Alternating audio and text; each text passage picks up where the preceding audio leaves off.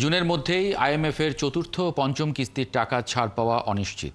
তাই আইএমএফ ও বিশ্বব্যাংকের মতো প্রতিষ্ঠানগুলোর আর্থিক সহায়তার উপর বাংলাদেশ আর নির্ভর করে না।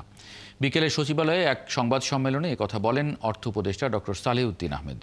আইএমএফের বার্ষিক সভা উপলক্ষে যুক্তরাষ্ট্র সফরে যুক্তরাষ্ট্র আরোপিত পাল্টা শুল্ক হার কমানো ও বাজেট সহায়তা বিষয়ক ইতিবাচক আলোচনা হয়েছে বলেও জানান তিনি।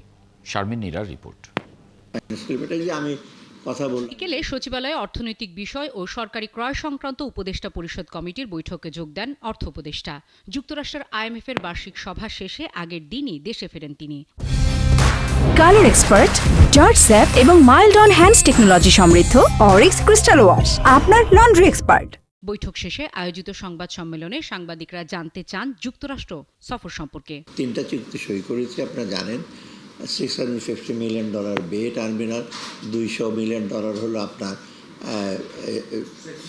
সেফটি নেট এবং এই যে রেজিলিয়েন্স প্রজেক্ট, আর 100 মিলিয়ন এটা হলো 850, আর 100 মিলিয়ন ওপেক ফান্ড, সেটা হলো প্রাইভেট।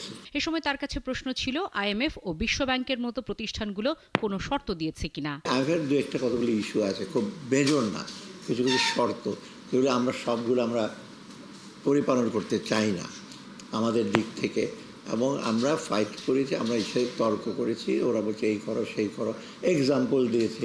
আমরা যে ওই পথে আমরা হাঁটবো না। বাংলাদেশে মোটামুটি ম্যাক্রো ইকোনমিক স্টেবিলিটি অনেক বেটার। বাংলাদেশি পণ্য রফতানিতে যুক্তরাষ্ট্রের আরোপ করা 37% শুল্ক হার কমানোর বিষয়ে ইতিবাচক আলোচনা হয়েছে বলে জানান অর্থ উপদেষ্টা। আমাদের স্টেজ হলো ট্রাম্প অ্যাডমিনিস্ট্রেশনের সাথে রিটেলিয়েটরি কথাবার্তা না বলা, চ্যালেঞ্জ না করা, কারণ আফটার ইউএস গভর্নমেন্ট। এ সময় তার কাছে আরও প্রশ্ন ছিল বাংলাদেশের জন্য আইএমএফ এর $4.7 বিলিয়ন ঋণের চতুর্থ পঞ্চম কিস্তির অর্থ জুনে মিলবে কিনা।